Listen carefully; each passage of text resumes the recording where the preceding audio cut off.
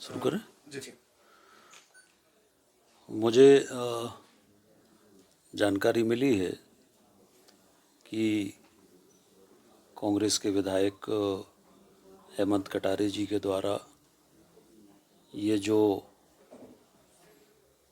सौरव शर्मा जो ये पूरा जो परिवहन का विषय जो सामने आया है और जो रेड हुई है और जो सौरव शर्मा के यहाँ से जो भी सोना वगैरह या जो भी पकड़ा गया है, इस संबंध में हेमंत कटारे जी ने कहा है कि सौरव शर्मा की नियुक्ति मेरे द्वारा हुई थी या मैंने अनुशंसा की थी, ये पूरी तरह से असत्य है।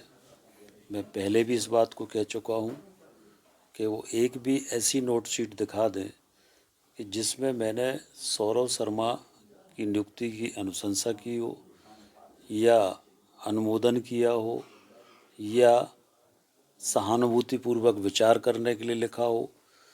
मैंने कभी भी सौरव शर्मा की ना नियुक्ति की अनुशंसा की। एक सामान्य रूप से मंत्रियों के पास आवेदन आते हैं तो विभाग को भेज देते, पर नियुक्ति का अधिकार भी परिवहन मंत्री को नहीं होता, ये आयुक्त ट्रांसपोर्ट कमिश्नर को होता है।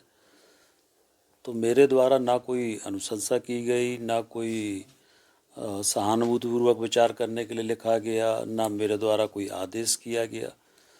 हम सब जानते हैं, पूरा प्रदेश जानता है कि हेमंत कटारे मैनेज होके पत्रकार वार्ता करते हैं या मैनेज होके आरोप लगाते हैं। ये कोई एक मामला नहीं है, ये लगभग इनका हर दिन का काम है।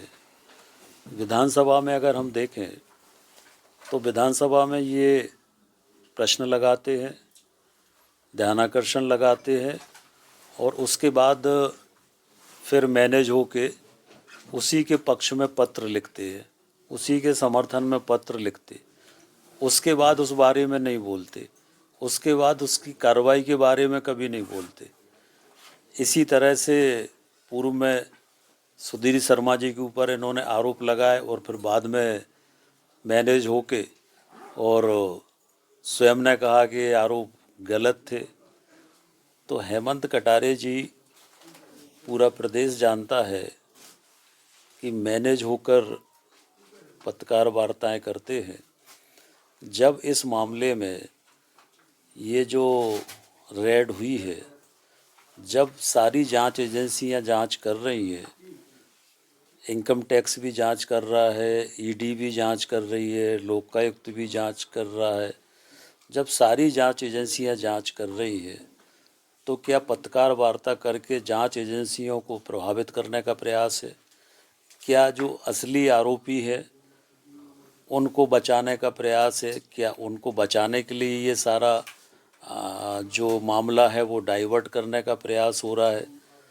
पर मैंने पहले भी कहा और आज फिर कह रहा हूँ कि जांच में सत्यता आएगी और जो भी आरोपी हैं वो सारे आरोपी, उन पर कार्रवाई सरकार करेगी। जहाँ तक हेमंत कटारे जी का सवाल है, ये स्वयं 376 के आरोपी रहे हैं और 376 एक महिला पत्रकार की तरफ से ये केस रजिस्टर्ड हुआ था और उस केस में मुझे मालूम है कि उस एफएसएल के माध्यम से वो जो पॉजिटिव रिपोर्ट थी रेप की, उसको किस तरह से नेगेटिव किया गया, वो पूरी कहानी मुझे पता है। वो भी मैं सामने लाऊंगा कि कैसे वो नेगेटिव रिपोर्ट हुई। इसकी पुनः जांच के लिए भी मैं लिखूंगा। और हेमंत कटारे जी की भोपाल में आज अनेक प्रॉपर्टी हैं, अनेक संपत्ति हैं, ये कहाँ से आई? हेमंत कटारे जी का जो आईएसबीटी पर पेट्रोल पंप है, उस पेट्रोल पंप के आजू बाजू में जो झुग्गी झोपड़ियाँ हैं, उन झुग्गी झोपड़ियों में इनके भाई योगेश कटारे के संरक्षण में गांजा बेचा जा रहा है, ब्राउन शुगर बेची जा रही है, तमाम तरह के नशीले पदार्थ बेचे जा रहे हैं।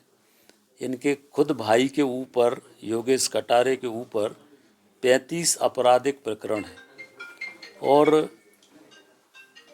ये चुनाव के समय भी भिंड में कैसे चुनाव जीते ये भी मुझे मालूम है। भोपाल से अपराधियों को ले जाकर बूथ कैप्चरिंग करके ये इन्होंने चुनाव जीता। तो वो पूरे समय भोपाल में रहकर और मैनेज होकर इसी तरह से लोगों पर आरोप लगाते हैं, पर मैं उनको मैनेज करने वाला नहीं हूँ। मेरा राजनीतिक जीवन खुली किताब की तरह है। और उन्होंने कहा कि सौरभ शर्मा की नियुक्ति मालथुन चेक पोस्ट पर मेरे समय में हुई थी। मेरे समय में सौरभ शर्मा की ना केवल मालथुन चेक पोस्ट, किसी भी चेक पोस्ट पर नियुक्ति नहीं हुई। मेरे समय में ऐसा परिवहन मंत्री था जिसने पूरे प्रदेश में चेक पोस्ट बंद कर दिए थे। तो उनको तो मेरी प्रशंसा करना चाहिए कि मैंने तो चेक पोस्ट बंद किए थे।